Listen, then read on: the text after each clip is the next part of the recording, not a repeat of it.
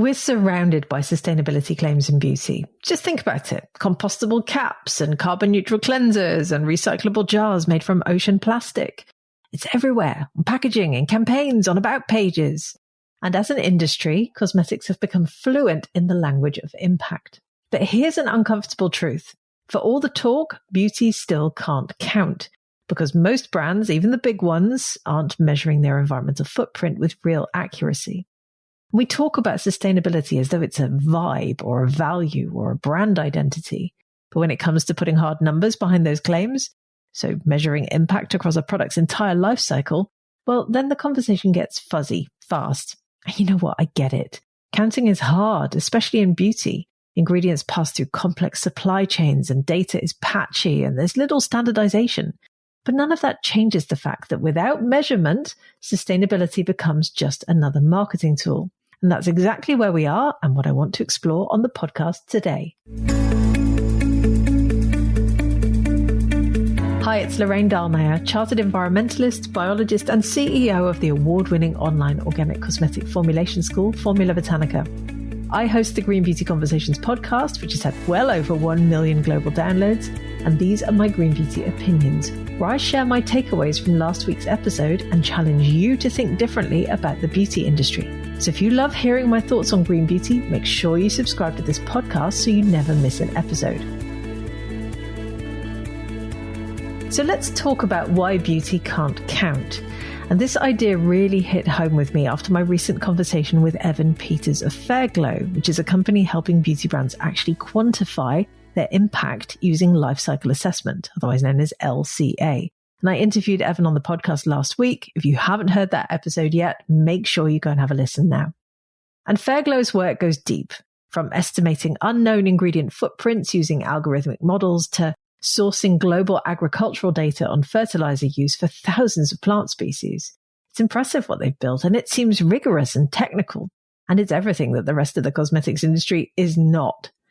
Now, I should add that I am a complete spreadsheet and data geek. I'm going to be honest about it, and I do love data. I immerse myself in it.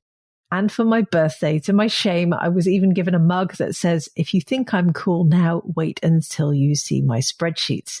So yes, that's what people think of me. So I just wanted to frame everything I'm going to say today by explaining that I do love data. I am a bit of a nerd, but I honestly think it should form the basis of a sustainable beauty sector. So in preparation for this episode, I went looking and I pulled up the latest reports on sustainability from L'Oreal, from Procter & Gamble, and from Unilever, who are three giants of the global personal care space. And what I found was fascinating, because these companies have enormous resources and they can afford to count. And in some areas they do, especially when the numbers look good. So let's take an example. L'Oreal, for instance, proudly reports that 97% of their energy use is renewable. Go them. Go L'Oreal. And 92% of their bio-based materials are traceable. Again, fantastic. But when it comes to the more difficult data, then I found the presentation started to shift a little bit in their report. So for instance, their chart on indirect emissions was so confusing that I had to read it 3 times.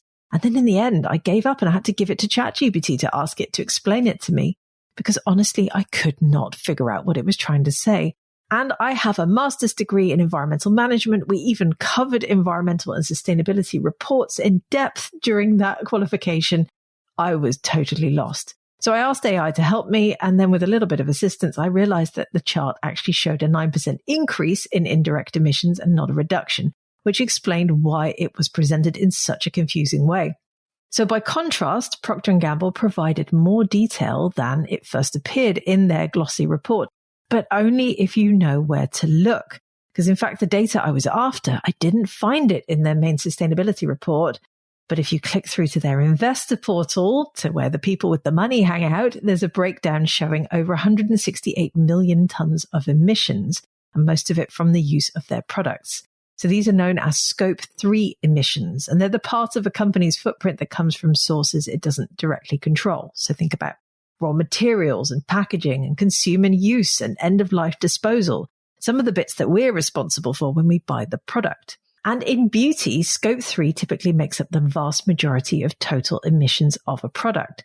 So while this is a significant disclosure on Procter & Gamble's part, and go them for putting it out there, it was also strangely buried. So it wasn't front and center in their sustainability narrative and their beautiful glossy PDF report, which covered a lot on their charitable giving, but instead it was tucked away in a data annex. So it was technically transparent, but in practice it was invisible. And then thirdly, Unilever, I have to say, did much better than everyone else in their annual report. In fact, they didn't have a sustainability report. It was just part of their company annual report in with the finances, which is not a bad place for it to be. And their data was clear. They openly acknowledged that product use and raw materials dominate their footprint. And crucially, they published their absolute emissions, including those Scope 3 emissions. And they had science-based reduction targets. I have to say that level of transparency in the cosmetics industry is pretty rare. And even more notably, their growth action plan, because obviously they're a big corporate, they want to grow, it didn't separate sustainability from business performance. It even tied net zero commitments directly to profitability. So that's a good attempt to reconcile the tension between environmental limits and financial growth. But even with this level of clarity, I suppose the deeper systemic question that remains is, can a high growth consumer goods company truly reduce its overall footprint at the scale that we need? Now, Unilever may be further ahead than most, but let's face it, the roadmap is still emerging and the answers are not always simple. Now, anyway, I'm not here to bash these companies. In fact, they're doing far more than most, although some of them, as we've already seen in today's podcast episode, are still not up to the standard they should be. And in fact, the UK's Carbon Trust even wrote a report about the 10 biggest cosmetic companies in the world. Back in 2023, they called it Greenhouse Gloss. And I've previously covered that report here on the podcast in episode 204, if you want to listen back to what the report said and what I drew from that. Anyway, so while these companies are investing in reporting frameworks and supply chain systems and carbon accounting tools, many of them are trying because they have to. And that's the point, of course. If this is what leadership looks like, if some of the most well-resourced companies in the world struggle to tell a coherent, consistent story with their data, their sustainability data, what does that say about the rest of the industry? Because, of course, the truth is that most beauty brands aren't counting at all. They don't know the emissions tied to their ingredients. They haven't mapped their supply chains. They don't track what happens to their packaging after the point of sale. They're not avoiding the hard questions. They're not even asking them. And yet they still tell consumers that their products are sustainable. They still use those beautiful symbols on the packaging, the same soft claims, the same reassuring tone. But vibes are not enough.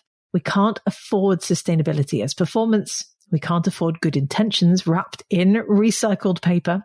If beauty wants to matter in the long term, if it wants to be part of the solution, not just the conversation, it has to stop hiding behind narrative.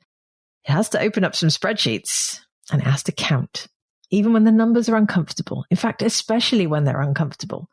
Because until we start measuring what matters, beauty's sustainability story will stay just that, a story. So here's my challenge. If we want to build a truly sustainable beauty industry, we have to get comfortable with numbers. We have to let go of the idea that sustainability is a brand story and treat it like what it actually is, a data problem. We need fewer slogans, more spreadsheets. Less aesthetic, more accounting. Because if beauty wants to make an impact, it has to start by measuring one. Thank you for listening to my Green Beauty Opinions. Remember to visit the Formula Botanica website at formulabotanica.com to try our free online formulation course. And if you haven't subscribed yet to the Green Beauty Conversations podcast, please do so now in your favorite podcast app. And leave me a 5-star review if you enjoy these discussions. And I'll be back soon with my next episode.